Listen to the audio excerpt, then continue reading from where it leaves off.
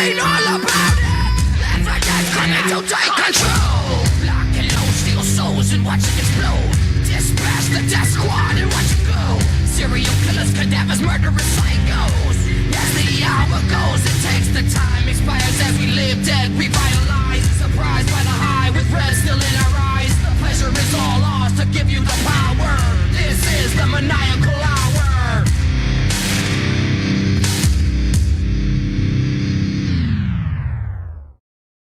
It is Saturday, October 30th, 2021. Happy Devil's Night, you spooks and pumpkins and vampires out there. You are tuned into the Blow Off, powered by @Mark Media, presented by the Hamin Media Group at channelattitude.com. On this week's show, we're talking ROH, its legacy, its future, if there even is one, in times long since forgotten. But before we dive in, it's my obligation to remind you this is a podcast by the fans for the fans, bringing you all the news that is news from across the professional wrestling world. Find the entire show online, theblowofppod.com, @markmedia.com. My name is Jargo, PhD, and of course I am joined by my tag team partner. He's the COVID kid. He's the GAG from the PWC. He's my man, Jimmy T. Welcome back to your show, my friend. It's great to be here, man. And I love the intros, bro. The way you do the intro for me, man, I can't give it justice. I really can't. But I'm glad to be here, man. How's things, my man? I learned from the best. Shout out to my flat build brother, the Andrew Bello. I hope things are well with you. And he's actually, Bello's probably crying. He's probably crying. Well, I mean, he has a PhD in NXT, and yeah. Jimmy T, I'm pretty sure that he returned that degree. He was like, nope, I don't want it no more. I don't want it no more. I don't blame him. I was going to ask you too, what's happened to Bello, man? I haven't seen him around for ages. I know, right? I should hit that kid up and see what's going on with him. He has the greatest voice in all of podcasting. I firmly believe that. I agree, man. He's fucking great. So, Bello, if you're listening to us, man, get back on the airwaves, bro. Come on, man. Yeah, for real, man. Shout out to Bello. Shout out. Jimmy T, it has been a rather uneventful week inside of the world of professional wrestling. I mean, I feel like everybody's just kind of running in place. AEW as we start to get things lined up for full gear. WWE as we turn the corner on Blood Money 6 and we start heading into Survivor Series, which is my least favorite pay-per-view of the year. Let's start there. What do you think of Survivor Series? Like, are you a fan of the format? Because I absolutely hate this brand versus brand crap. Look, I'll be honest, even from a young kid, you know, like from 5 years old, whatever, right? Survivor Series was always the pay-per-view I least looked forward to, but I still enjoyed it as a kid. You know what I'm saying? But I knew back then those fucking 10-man tag matches, eliminations, they were crap. Let's be honest. Tell me one good match from back in those days, other than Undertaker against Hogan, right? Because that was an anomaly at the time, right? Having a singles match. What was good? There was nothing good about those 10-man Survivor Series matchups, man. There really wasn't. I think half of the appeal now that they're doing the Raw versus SmackDown thing is you typically get the champion versus champion matches. You know, so right now we would be looking at Roman Reigns versus Big E if you buy into the idea that they're going to still be champion come Survivor Series, which seems likely. But I think the biggest story for Survivor Series this year is going to be, does Dwayne show up, right? Because it's 25 years of Dwayne, right? That starts at Survivor Series. A lot of people expecting him. I don't think it's going to happen. Well, it's funny. I remember his debut back at Survivor Series 96. Oh, God. Nobody wants to talk about that. As Rocky Maivia. And I was excited back then for him, but damn, did he stink it up? Like, you know what I mean? Until he became The Rock. And really, Survivor Series is the pay-per-view in many ways that's made The Rock who he is. Think of Deadly Game in 98, the tournament where he won the championship for the first time. When I think of Survivor Series, I just don't think of The Rock. I just don't. Well, like, to me, like Survivor Series, I think of Undertaker way before I think of The Rock when it comes to Survivor Series. But a lot of people think it's going to happen. I think it's going to be Brock and Roman at WrestleMania. I expect Rock for next WrestleMania. If Rock's going to do it, it's going to be at SoFi. It's not going to be in Texas. As far as this WrestleMania, it just doesn't look like it's happening. At one stage, it seemed like it, but nah. We would have seen some sort of hype by now, bro. Of course, we did Rampage Uncaged over at the Hamin Media Group at channelattitude.com. The audio is out now. Thank you for those that joined us live. I think we had like 40 some comments on that show last night. So that was fun. It's always challenging to engage with the chat room. You can engage with us in the chat room if you are watching live, whether it be on Facebook or YouTube at the Blow Off. And if you're listening to us later, you can always email us at theblowofpod@gmail.com. AEW this week, Jimmy T, was really bipolar is the word that you and Chris like to use for the Wednesday night skirmish over at markmedia.com. Last night's Rampage, certainly bipolar. I thought Dynamite was a pretty good show. But it seems like for Halloween, this is going to be like Survivor Series WWE Thanksgiving, where it's just this complete joke, and I absolutely hate everything about it. It seems like Halloween is going to be that holiday for AEW, where everything just becomes a joke and you don't take the main event seriously, and it's all gimmicky, and the costumes, and Abaddon versus Britt Baker. We talked extensively about that on Uncaged. What do you make of AEW and the Halloween theme shows? Because I would just rather see a regular episode of Dynamite or Rampage. That makes two of us. I mean, I would rather see that, but I understand why they do that at the same time. And to me, look, Chris really hated that Ghostbusters shit with the Elite and all that. And I get it, like where he's coming from. For me, I had a giggle over it because I know the history of it and all that shit. If you watch Being the Elite from years gone by, like I said, this is not the first time they've ever done this shit. This is quite normal of them to actually do it. For better or worse. For better or worse, right. Doesn't mean I like it. I get it, though. You know what I'm saying? The only one that was missing was Marty Scurll and all this shit. Yeah, but they have Adam Cole now. Right. I mean, but he was always part of that, too. And yeah, you're right. I guess Marty was the replacement to Adam Cole, signing with WWE at the time. So, yeah, that's true. But in saying that, look, it was funny. I did feel that Kenny Omega, though, seemed a bit awkward in this match. He was almost sort of to the side. It's hard to explain, man. He just seemed like he wasn't too happy about it, which is odd. Well, I think part of it is what we talked about on Uncaged last night, where maybe it's a little bit of self-realization. Like, yeah, I understand that this is completely in the Elite's character. I understand we've been doing this for years.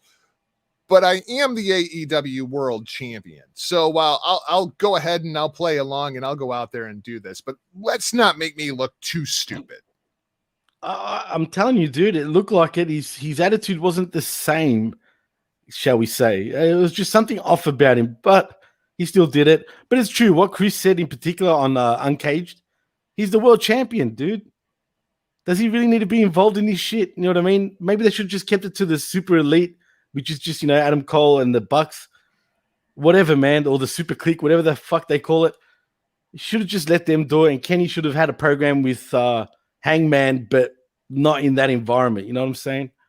Let's talk a little bit about Adam Cole. Adam Cole, one of my favorite talents in professional wrestling today. I absolutely love that fat piece of shit.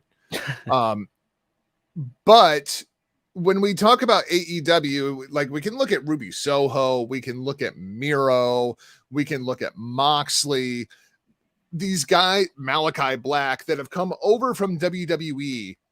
They all feel like a much bigger deal in AEW, except Adam Cole.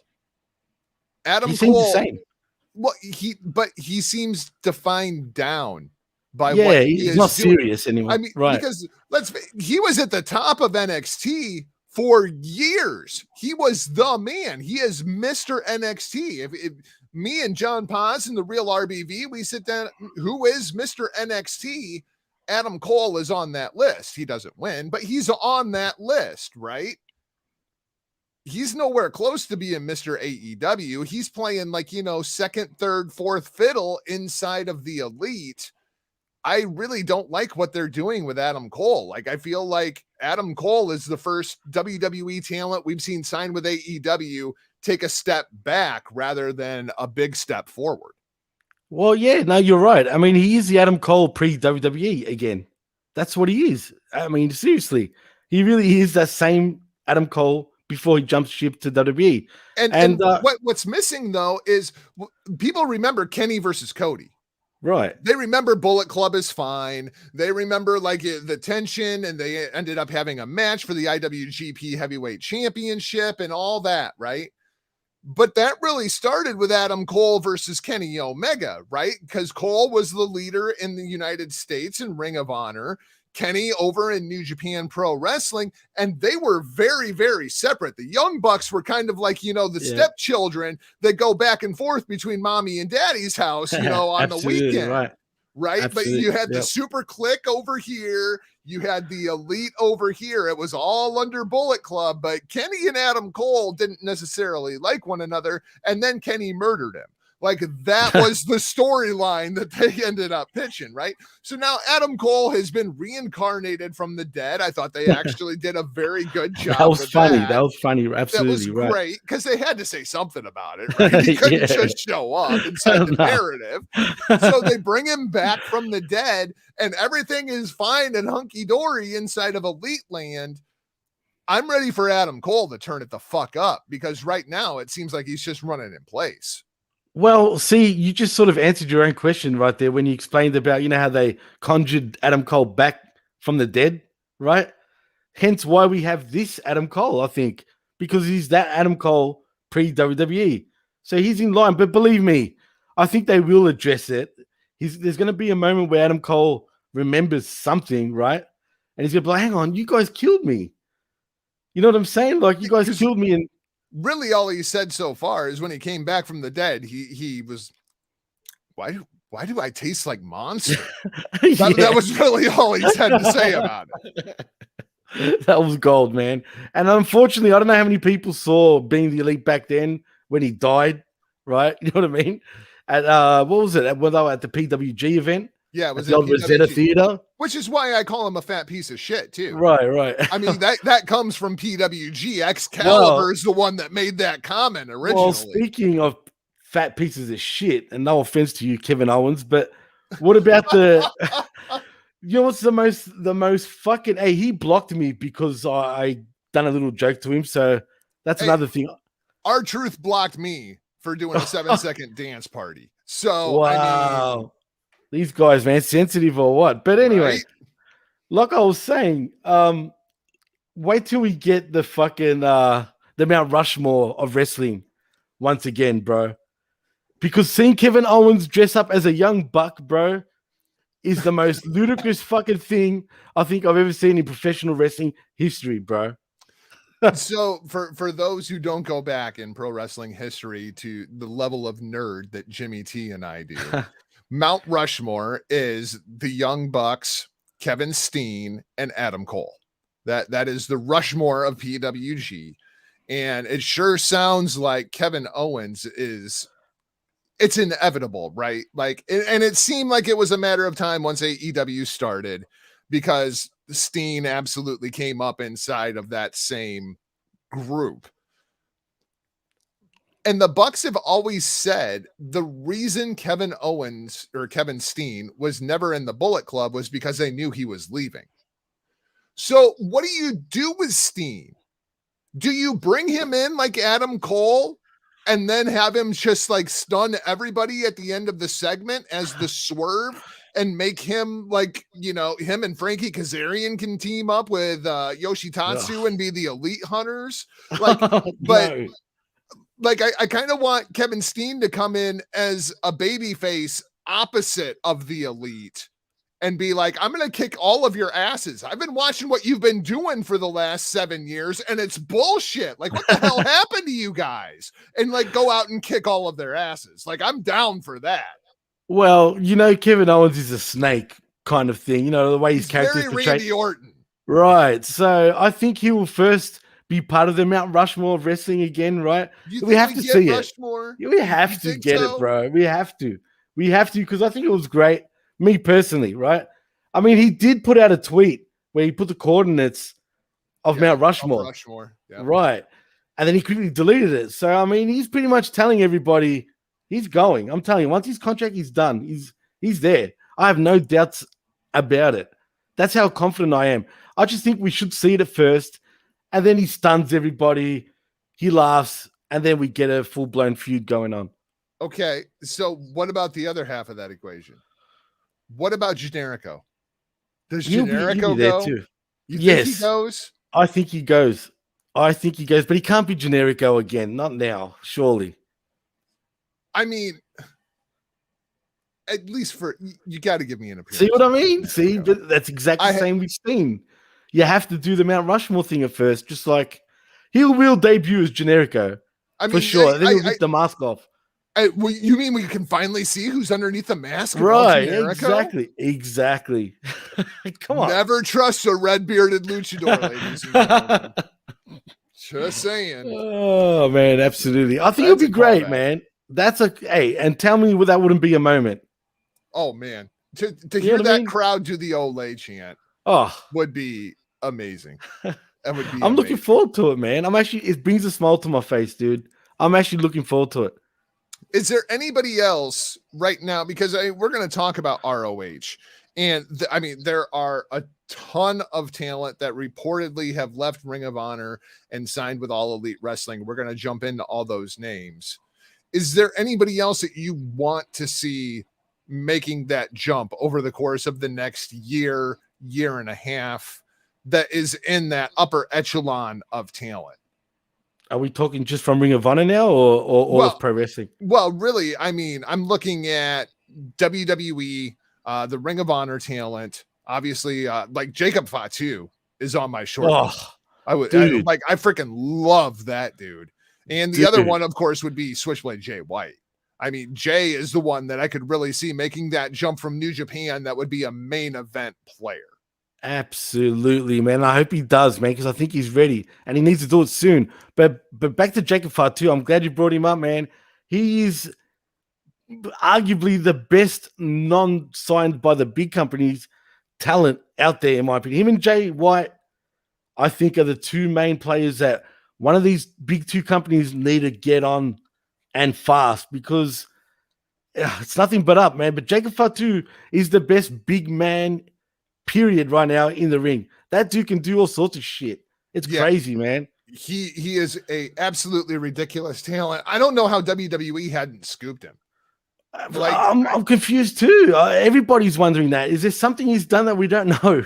I don't know. I mean, because I would love for WWE to sign him. I would love for AEW to sign him. I would absolutely love for New Japan Pro Wrestling to get a hold of him, whether it be on Strong or, at the proper dojo.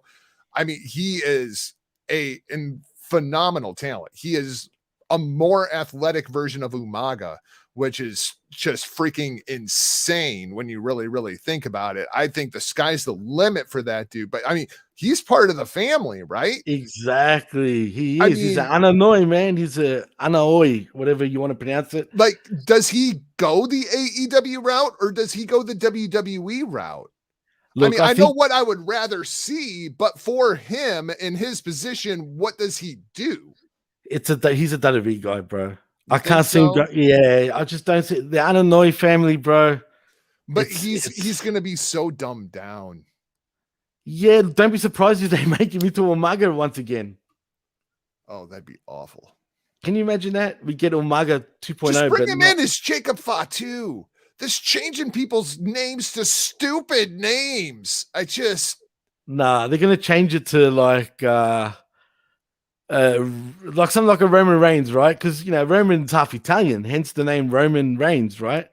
Imagine they do something like Islander Fatu or something like that.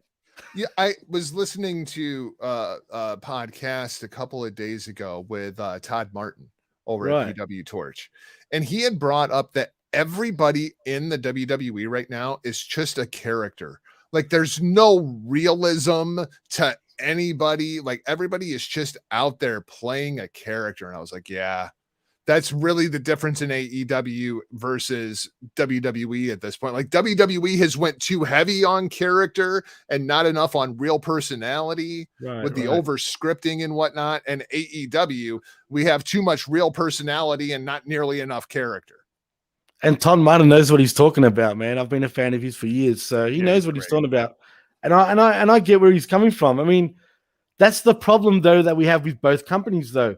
You've got one side that portrays more realism, but a lot of stupidity goes on, right? There's not enough emphasis in character. And then you got the other side, which has got too much emphasis in character, but no personal traits for a fan to get into.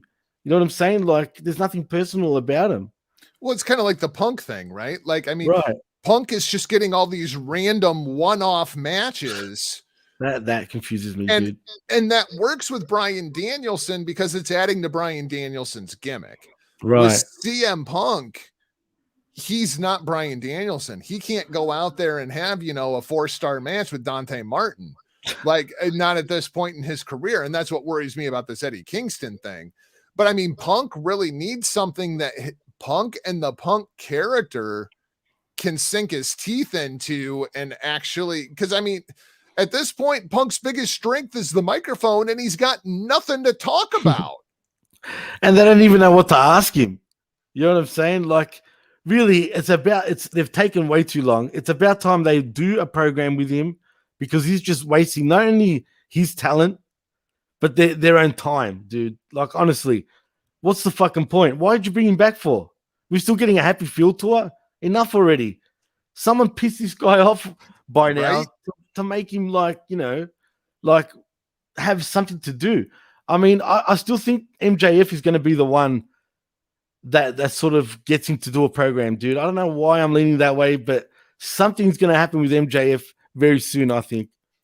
I still like the idea of Moxley, even if, you know, the creative with Moxley starts, because Brian, let's see, how do I want to book this out? Yeah, so Brian beats Moxley right on the way to Full Gear. Or no, I guess that's at full gear. You're right. That's at Full Gear. So Brian beats Moxley. That's kind of the true, like, not necessarily heel turn, but you just pissed off John Moxley moment. Earlier in the night, we have Punk beats Eddie Kingston.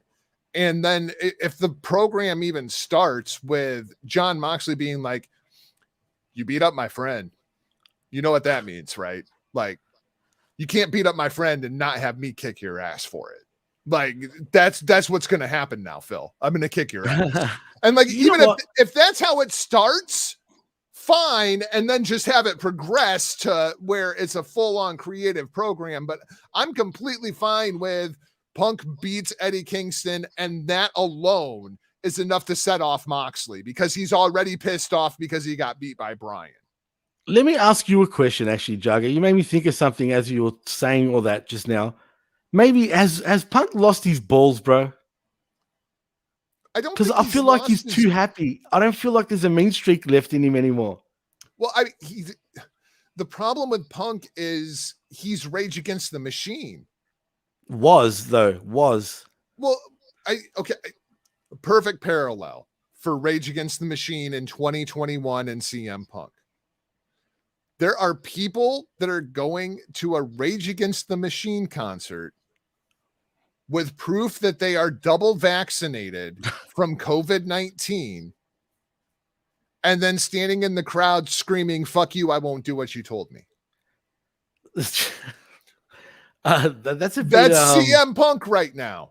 Oof, that's harsh, dude. That's harsh. But he has no machine to rage against. Right, but that's my point. As he lost his balls, because they feel like they've been clipped, dude. He's not the same CM Punk, at all. Somebody pissed CM Punk off already. Exactly. Please. I mean, because when he's really angry, where we're at. Exactly, man. Because when he's angry, even if he doesn't like this feeling, it's when he's at his best, dude. You know who it should be? Who do you think? It should be Cody. Oh, that'd be brilliant. Cody should kick CM Punk's ass. But why? Cody should kick CM Punk's ass because CM Punk is the reason I'm getting booed. You people loved me until this piece of shit showed up. True. I mean, if you put it like that, I mean, there's something to it, right?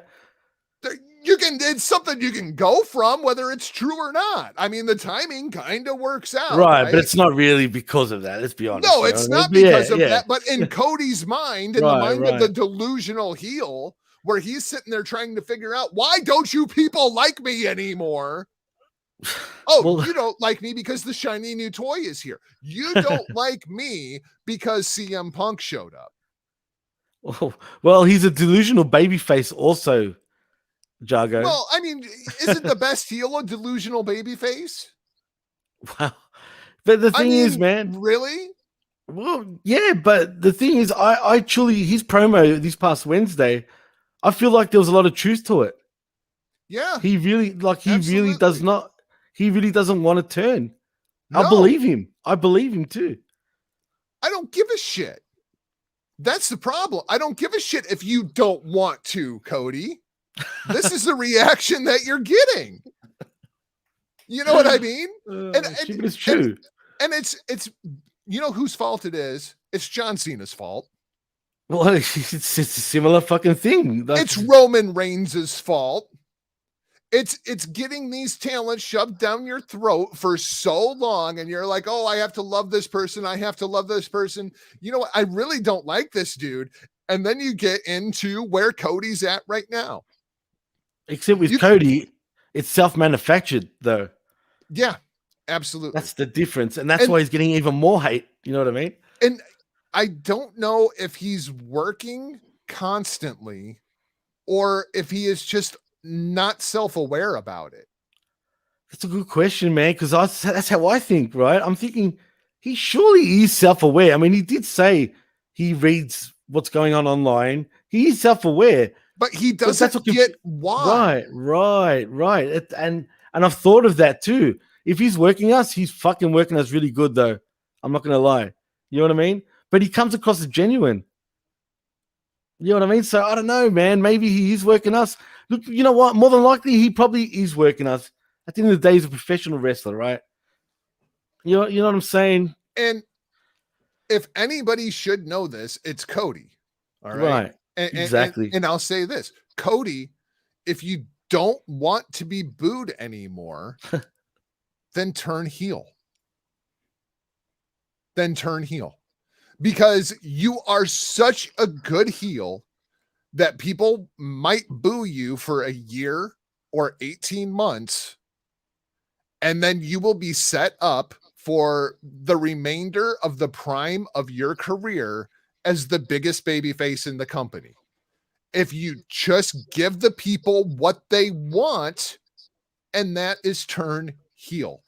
You get it out of your system, they get it out of their system, and you are good enough that you will win them back because the people respect Cody. They just hate his freaking character. Right. Absolutely. No, you're right, man. And he knows how to work a crowd. Let's go back to that match with his brother. Yeah, dude, that turned everybody. That got me teary, bro. And I knew they were working us, but like, damn, that was a beautiful moment, dude. That's professional wrestling right there, right? If he knows how to pull that shit off, I'm sure he's self-aware what's happening. Maybe this is leading to a heel turn. Maybe it's like, think about when Kurt Angle first debuted back in WWF. Was he really a heel? He was telling everybody, I'm an American hero that won a gold medal for you motherfuckers. And he's a bully me. And the thing is, I keep hearing Cody say like, oh, I don't want to turn heel because of my charity work. It's like, that's why you are being treated the way that you're being treated, because that's why John Cena never turned heel. That's right. And it's like, true. but that is so meta that is he working or is he being serious? Because because Cody's diabolical. Like he is very cerebral. Like he fucking is, bro. He is. I could see him thinking, if I say this, I'm gonna get heat for it. Like, you know, but I don't know if he's just not that self-aware or if he's just being freaking diabolical Cody. And I'm not sure which is probably a good thing. Which it is a good thing. Only if he's working us, it's a good thing. You know what I mean? If he's not, then that's bad. But I think he's got to be working us, bro. He's being diabolical. Come on. Like you said, he's very cerebral. He very much is like a carbon copy of Triple H in terms of how he thinks of professional wrestling, not his character. Let's not get that twisted. I'm talking about just the way he thinks about professional wrestling. He truly is one of the, he's the game in many ways. Student of the game. Absolutely. Hell yeah, he is. He really is. You know what I mean? But guess what? Guess what? People don't like Triple H either. See, that's wrong. See, to me, no, people respect the hell out of Triple H, but as a character, as a baby face, it never really worked. He was always so much better as the heel. Because he's just him as a person is not a baby face, bro. Is you know Cody? What I mean? He can be. He can be. Well, so can Paul Levesque. So can Papa H. As Bello. Yeah, but another shout out to Bello on this show. What's going on? But the thing is, H is very condescending though in real life. You know what I'm saying? I'm not saying I know the guy personally. I'm just going by what everyone else says, right? He seems very condescending. You know what I mean? Whereas Cody doesn't, and if he is, he plays dumb. You know what I'm saying? He's good at playing dumb, bro. That's what he's at. He's the type of guy that listens but doesn't say much. Hence why he's where he's at. Does that make any sense? Makes absolute sense. Makes sense to me anyway. Right. So let's talk about ROH. ROH going on hiatus until first quarter of next year. That is the report. I am hearing a bit of what they kind of have as a concept, as an idea, what they want to do going forward. But it also does not include anybody that was currently inside of ROH. This is going to be a full-on ROH reboot, ROH 2.0, if you will. So, Jimmy, I guess there have been so many eras of Ring of Honor, whether it was, going back to the true independent days, whether it was the summer of Punk, whether it was, the end of the Feinstein kind of era into HD Net, and then the Sinclair era. I think this is a firm ending to this era of Ring of Honor. So as you look back over the course of the roughly last 20 years, what's the first thing that comes to mind when I say Ring of Honor to you? I think of Samoa Joe, CM Punk, Bryan Danielson, you know what I mean? Tyler Black. Did I say AJ Styles? That's what I think of when you say Ring of Honor. You know what I'm saying? But you can also go back and say the Briscoes and the Bucks and the Elite even, and Adam Cole and Steen and El Generico. I mean, we can go on and on and on. Every era of Ring of Honor has got its own sort of era of wrestlers too, which is huge. You know what I'm saying? And it's whatever's going on right now with Sinclair and Ring of Honor, it sucks, dude, because I heard like Joe Coffey is absolutely almost in tears about this, dude. That was his baby. You know what I'm saying? And he's not happy about it whatsoever. And I don't know where we're going with this, but are we going to get it? Is it going to become a pure developmental sort of company then? It seems to me, from what I have heard, is they kind of want to do the PWG like model, where it would be more of a showcase of independent talent, where they're not locking people into any kind of contracts, where they call somebody in, you do 6 weeks worth of television in one shot, and then we may call you for the next set of tapings and we may not. Look, it works for PWG. I don't think it will work for Ring of Honor, man. If they go that way, what are they expecting then? Like, I've been hearing like Mike Johnson's got a good report on it at PW Insider, and from what I read and what he said, like they basically want to do that, like you said, but not. He didn't mention PWG though. But I just think of that model. Right. No, I see where you're coming from.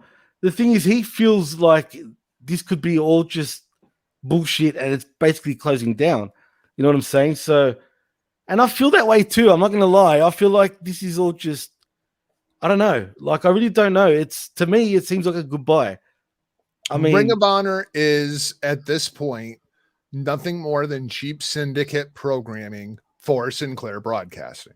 Right. But I'm hearing they're bleeding money though because of it. Well, no, I don't. Maybe over the course of the last year, which I mean, throughout the course of the pandemic, I think ROH has probably taken it on the chin definitely. most. Absolutely. And one thing I will say is a positive for ROH, they paid all that talent. throughout the entire pandemic. They kept everybody on staff. They treated the talent very, very well. They paid them the same wages, not even less money, which is awesome to hear. You know what I mean? Of course, over the course of the last couple of years, Ring of Honor is bleeding money. And it's unfortunate that they're not bleeding more money. And I say that in the respect that Joe has always tried to get more for Ring of Honor from Sinclair Broadcasting. Absolutely true. And they just throw him a couple of peanuts and say, hey, look, we gave you more. And I think Joe has reason to look at AEW at this point and sit there and just want to throw stuff at his television. Like that should be us. Yeah, and that's where I look back at the Bucks, Kenny, and in particular those guys, and Cody. I feel like they were the ones that killed Ring of Honor, really, dude. Okay, and while that's true, and I absolutely understand that, Ring of Honor had the opportunity at Madison Square Garden to be on all eyes on G1 Supercard, right? And coming out of that show, everybody felt like, wow, New Japan Pro Wrestling did not skip a beat. Like New Japan was on fire coming out of Madison Square Garden, and everybody was sitting there going, Ring of Honor dropped the ball. They did, dude. Everybody felt that way coming out of the Garden. They could have pivoted. And we can look back in hindsight now, and to be fully disclosed, I was fully on board with putting the title on Matt Taven. I thought that was a great move. I really, really like Matt Taven. I feel like I'm higher on Matt Taven than most people are for one reason or another. So am I, bro. I get you. But looking back now, it's pretty clear to see they should have put the title on Marty Scurll coming out of Madison Square Garden. That was the statement Ring of Honor needed to make.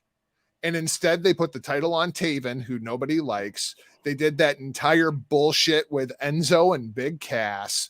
And Ring of Honor just seemed like they were throwing shit at the wall and hoping that something would stick. And it just got beat off with a freaking hose. And it's kind of been this very quick downward decline to the point where they pulled their last set of tapings out of Florida back up to Baltimore because they couldn't sell freaking tickets for it. Unbelievable, dude. And that, you know what, when you look back on it, like I mentioned about the Elite, but it was really that Super Show of Honor that the downhill spiral really started, man. From that time on, it was bang, straight down like that. And like you said, I'm a huge fan of Matt Taven too, man. I think this guy should have been in the big leagues years ago, in my opinion, right? But for whatever reason, he hasn't been. But that's, I don't know why. But you're right. Marty Scurll at that time was super hot, dude. Yep. And he even should have had the title, in my opinion, a year before that, in many ways, right? But I guess in many ways, thank God he didn't win the title, because look what we have now. I mean, he's in Puerto Rico now. He's looking good. Unfortunately for him, he'll never get that shot at the big time again. I just don't see it. I unfortunately, I'm afraid that I agree with you, even though I don't necessarily think that is warranted. I agree. But so now we are hearing reports that a whole bunch of talent has signed with All Elite Wrestling. Is there anybody on that ROH roster that you feel like they need to go to WWE? Or do you just want everybody to go to AEW? I mean, like, it seems like sexy for everybody to go to AEW or everybody to go to New Japan Pro Wrestling. But like, is there anybody from that ROH roster that you're just like, no, that's a WWE dude? Not really, man. Like, when I think about it, I mean, but see, I'll need to look at the list again proper. I know there's EC3. We've already had him in WWE. We know how that went. There's Rush, except he can't speak English for shit. And I don't know if they'll go for him anyway, right? Danhausen, what the fuck is he? Yeah, I don't get the Danhausen thing, man. Like, is he crazy? Is he fucking... I don't get it. But for whatever reason, I see him fitting in AEW, though. You know what I mean? Dalton Castle could have been great in WWE. I think he should have went to WWE like 5 years ago. Absolutely he had the opportunity, and he stayed at ROH, and he got his run on top, and he carried Ring of Honor on his back until he broke it. And he's never been the same performer since. And he was never hotter than when he was running around with his boys.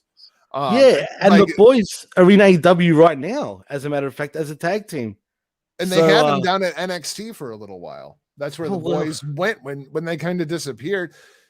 I like Dalton Castle, but I in 2021, I feel like he's a mid-card talent for people to beat. Yeah, unfortunately, man, he's lost any sort of momentum that he had, say, 5 years ago, bro. 5 years ago, at one stage, he was a mega star. Even I was a huge fan, dude. Like, you know what I mean? I didn't even know why I liked him, but I liked him. And 5 years ago, he was on fire. And now, since his injuries, even what's his alternate character name again? I forgot his name. Crap, I don't remember. Oh, man. I can't remember what it was. Cruise, and I can't. Right, that made me laugh, dude. That was fucking funny to me. Like, I think he's so versatile, man. You know what I mean? And I don't know how much he's got left in the tank, but someone give this guy a run, man, because he could be entertaining. He could be taken serious. He's such a personality. You can put him on commentary. You can have him doing interviews. You could do a ton of shit with Dalton Castle.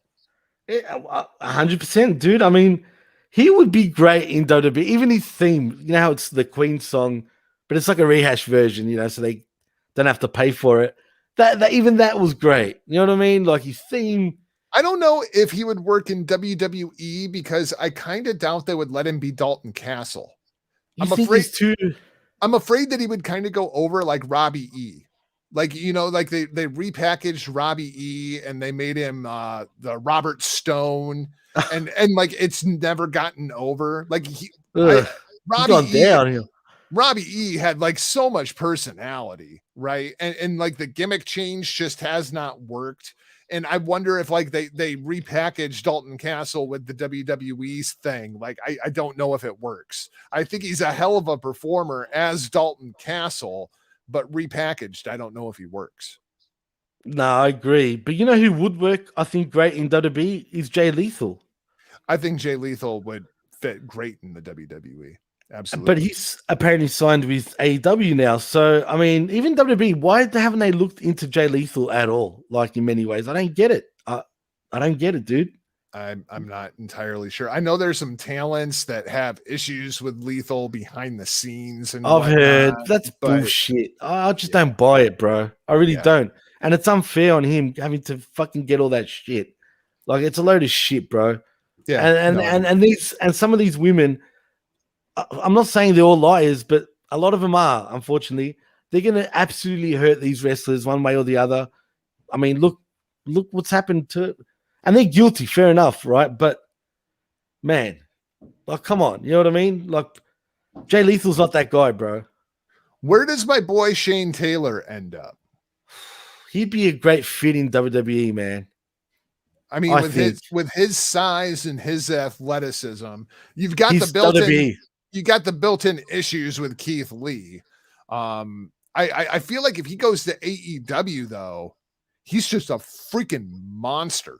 That's why he's a WWE guy, man. There's no way. He's not even part of that list of AEW signees, right? No. If WWE don't sign that guy, they're idiots. Put it that way. He's got WWE written all over him, in my opinion, and he's too big for AEW. Like, what are you going to do? Make him into a big jobber like they always do with the big guys? Right. No, come on now. Let's kind of go through this list of the reported sightings to AEW and give me a thumbs up, thumbs down if you think this was a good signing for AEW. Jonathan Gresham. Where do you see Jonathan Gresham fitting in on the AEW roster? Well, first of all, that's a big thumbs up for me. Where does he fit? Easily, dude. He fits into the Daniel Bryan or Bryan Danielson type of mold. He's going to give you 3 to 5 star matches every week, dude. Especially imagine him against Bryan Danielson, bro. You telling me that's not going to be a 5-star match? I think Gresham has really elevated his stock since the Elite left. Absolutely. and not to where he was becoming a major player inside of Ring of Honor. I think he was a name that people were kind of looking at inside of that world championship. But I don't think that happens at AEW. I really expected him to go to Impact. I thought Gresham would have been a really good fit for Impact Wrestling. He would be, but I think he'll be all right in AEW. But you're right, he won't be world champion material. Look, let's be honest, his size really lets him down, dude. Yeah, unfortunately. You know what I'm saying? If he was a bit bigger, man, he'd be a killer of a wrestler. Unfortunately, genetics fucking always win, dude. So it is what it is. But I think he'll have some awesome matchups with the likes of Punk, with the likes of Bryan Danielson, and a few others, no doubt about it, dude. I think he'll be a good signing. I think as a shoot, I think Jonathan Gresham would tie CM Punk into a pretzel in about 4 seconds. Absolutely, 100%, man. I just hope his misses don't come along with him, though. You know what I'm saying? Yeah, that's a whole Stay at Impact, girl. Yeah, that's a whole other topic.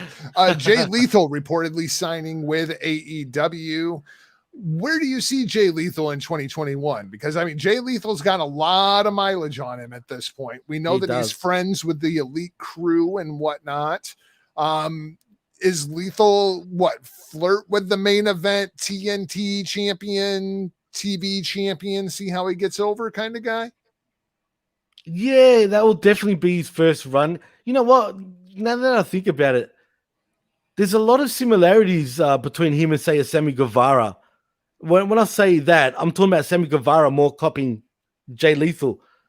I feel like Lethal will slot right into the AEW as long as it's the Lethal of Ring of Honor from a few years back. I don't want to see Black Machismo, all right, with the Elite doing all that shit.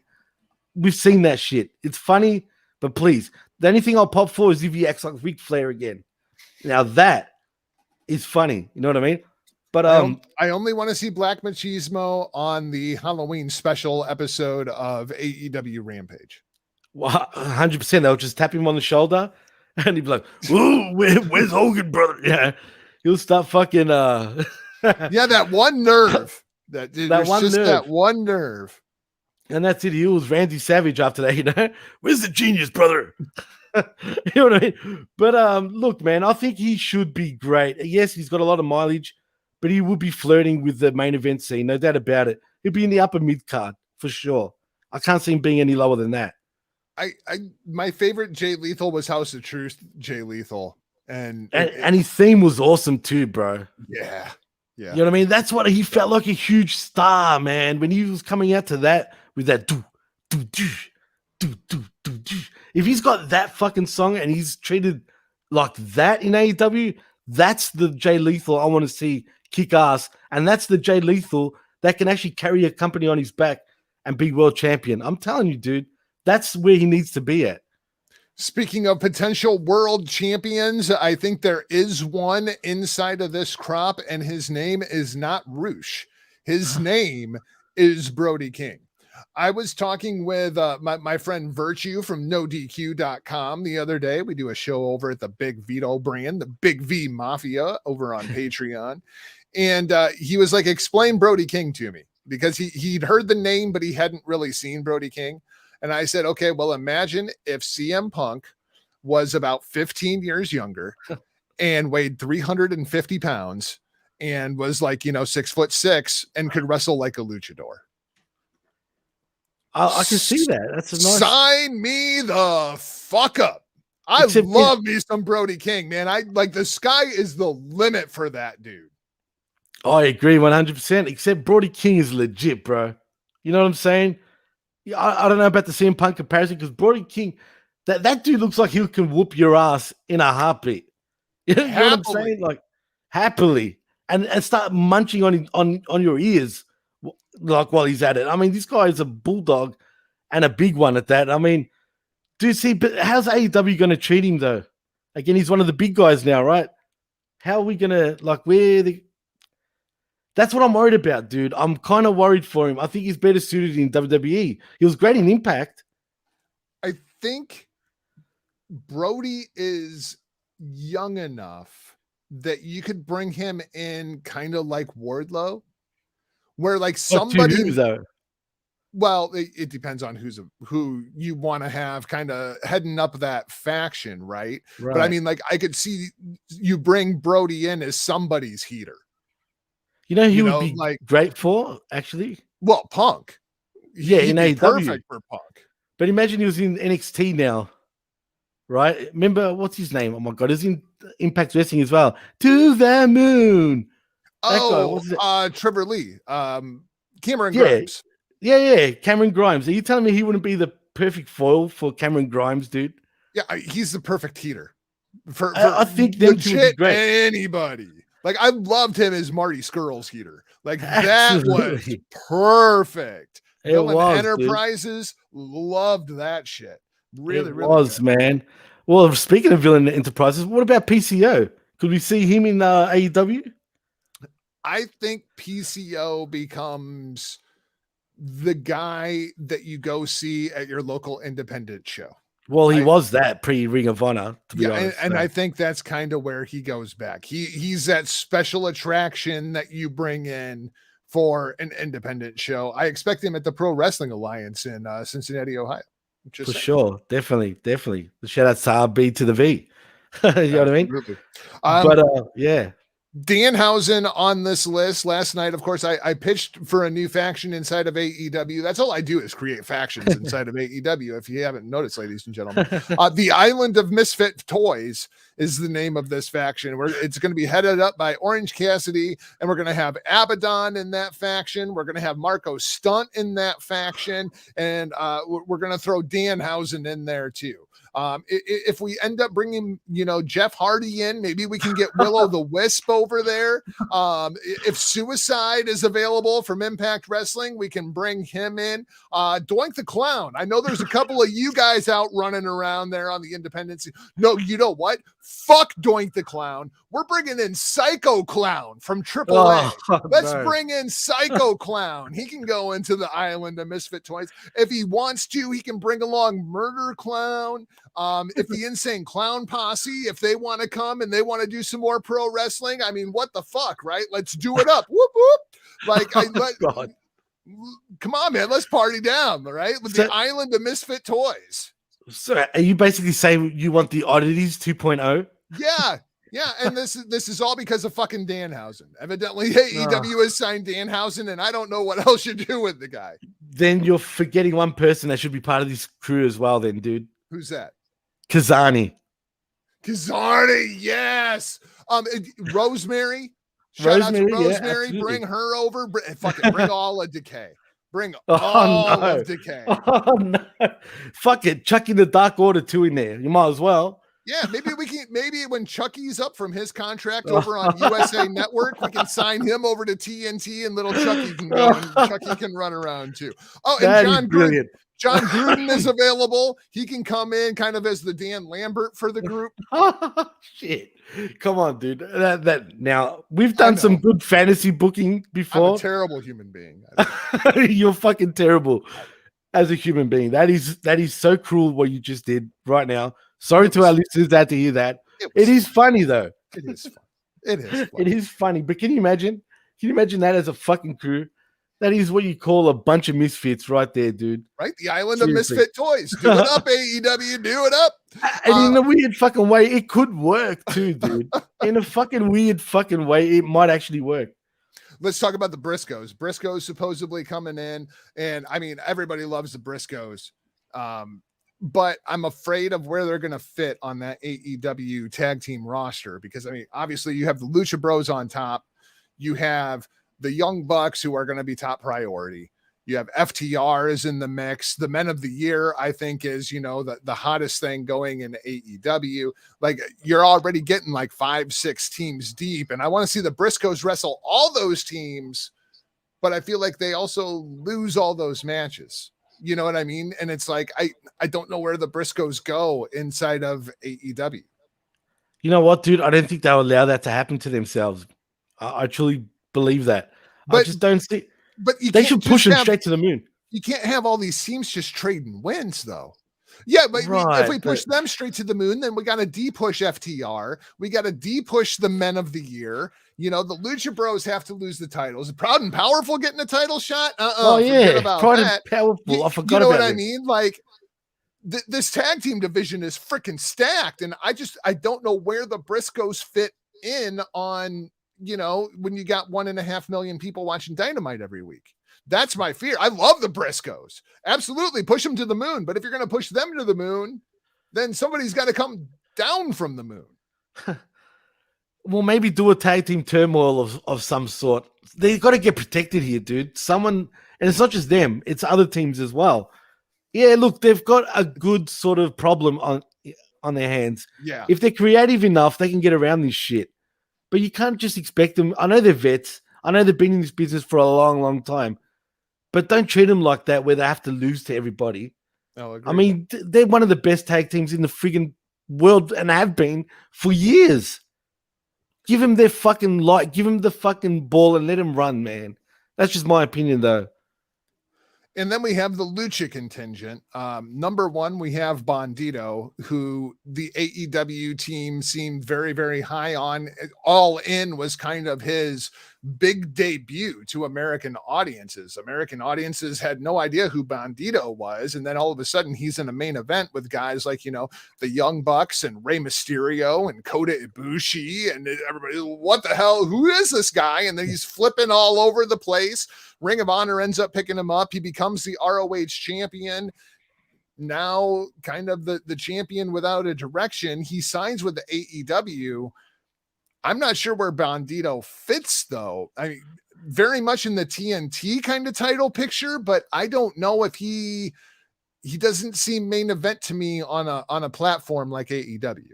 You know where he's going to be, bro. Come on now. He's not going to be no singles wrestler in AEW. He's going to be part of this Lucha Brothers and Andrade and you want to like turn fucking Bandito heel and put him in the House of Black, the Black Bandana? Is that what we're gonna call it? Hey, I like it. I like it a lot, dude. That's good too. Yeah, why not? Fuck it, man. He would suit that fucking group. Like, would he not? Well, and have him wear a black bandana, like an all black bandana. Come on, dude. It sells itself. As we discussed last week on the Blow Off, the House of Black is starting to come together as reportedly Dragon Lee and Roosh on their way to All Elite Wrestling. I love the Dragon Lee signing. I think Dragon Lee is like one of the top 5 professional wrestlers in the world. That guy is incredible. Even though he broke my favorite pro wrestler in the world's neck, I still think the guy is one of the top 5 professional wrestlers in the world. And then there's his brother. And Roosh is incredible, but you have to deal with El Ingobernable if you're going to get those incredible performances from Roosh. And that's a challenge for any locker room. But dude, he's the Black Toro. Think about that. Yeah. Have him as the Black Bull, bro. The Negro Toro. The Negro Toro. The Black Bull. El Negro come on. Toro Ingobernable. Yeah, hell yeah, see? And in a Black Dragon, bro, that's fucking money. You know what I mean? Come on, man. As long as you give me the tag team of the Black Dragon and the Black Phoenix, sign me the fuck up, man. Like, hell yeah, bro. Break Pentagon Black. We break him off as a single. We make him a top-tier heel. The breaker of bones. He goes out there and starts tearing people's fucking arms off. And then we put Ray Phoenix and Dragon Lee in a tag team together, and the Black Phoenix and the Black Dragon, and holy shit, you could just start taking my fucking money. Make them all wear suits as well while coming out, dude. Yes. You know what I'm saying? All of them. Absolutely. It has to be. It has to be, bro. There has to be. It's money. I'm sorry, even Bandito. Tell me how classy he would look with a black suit with a black bandana, bro. And Dragon Lee, come on. So who's the head of the table?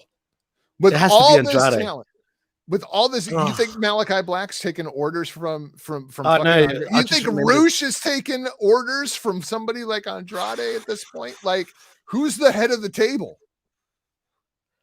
Because I'm very biased to Los Ingobernables, right? I want Andrade to be, but in this case, it's the House of Black, right? So Right. You got to have Aleister Black. Oh, sorry, Malachi Black. They got to make it where he's sort of possessing them. I feel like no matter what we do, like this is really, really cool, but this is a short storyline. Yeah, it's true. There's too many egos.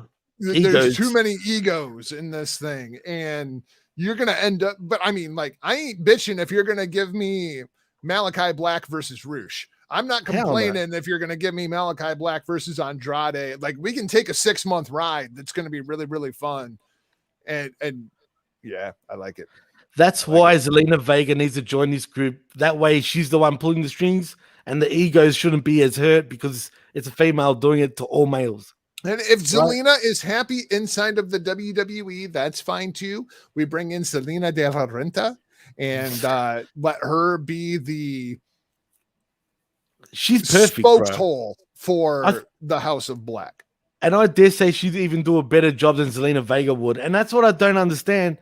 Brings Zelina de la Renta in, please. Zelina would be better. Please. I think Zelina would be better. Zelina would be better because she's so much smaller than Zelina de la Renta. Like, she can't talk like Zelina though, dude. No, but she is smaller that she would make everybody else look bigger standing next to them.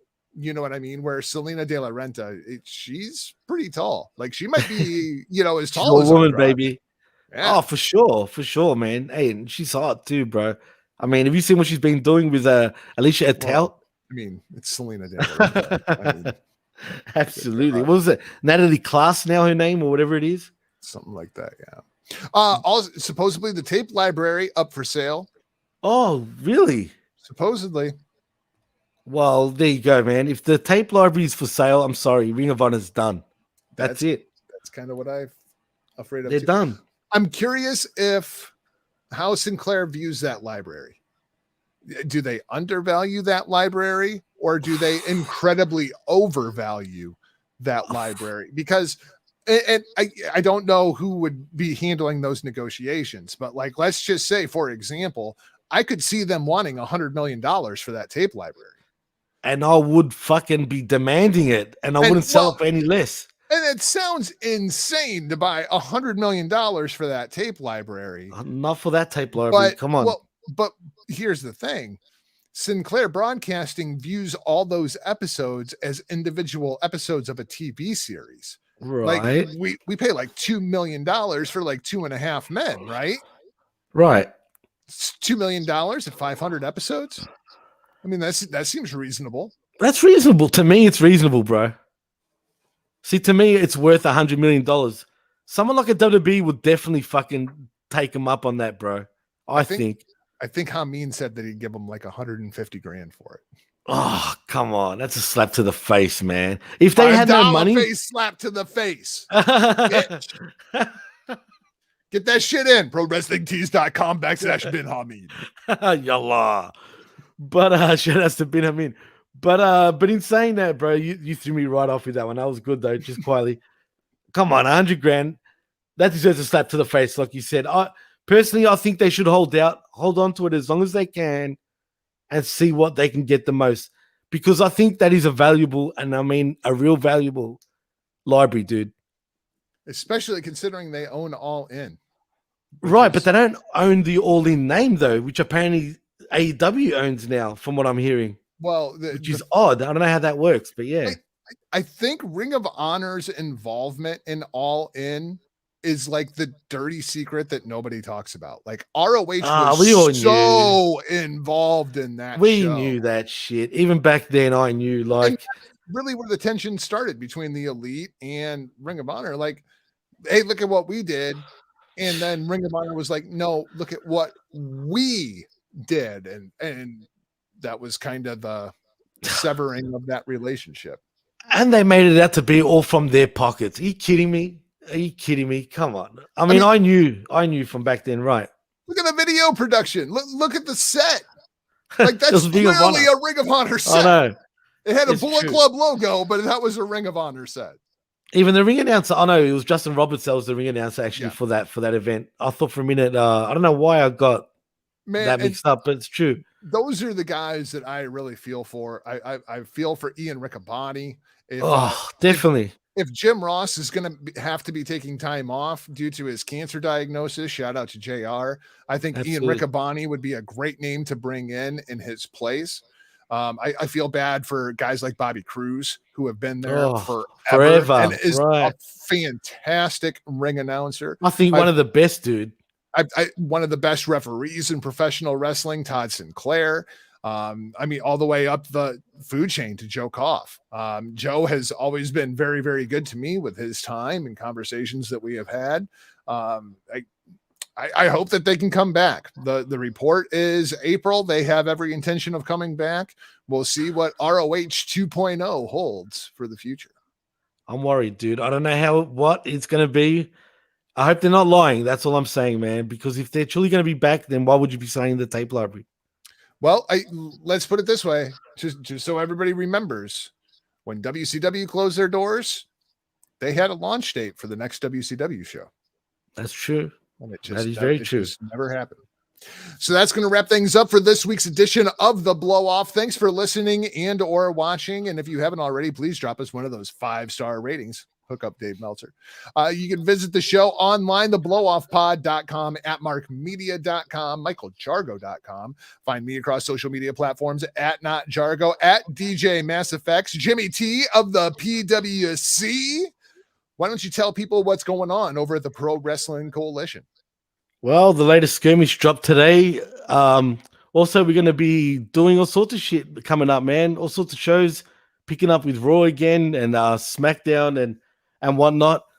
But most importantly, you can find us right here at Mark Media or at the pwcnetwork.podbean.com. Also, shout outs to our boys over at the Hamin Media Group. If you're looking for the affiliate feed, it's haminmediagroup.podbean.com or visit the big boy feed over at channelattitude.com. Hamin Media Group brought to you by channelattitude.com. We will talk to you next week right back here, probably about the same bat time, same bat channel for an all new edition of The Blow Off. For now, we're off like a prom dress. See ya. Peace.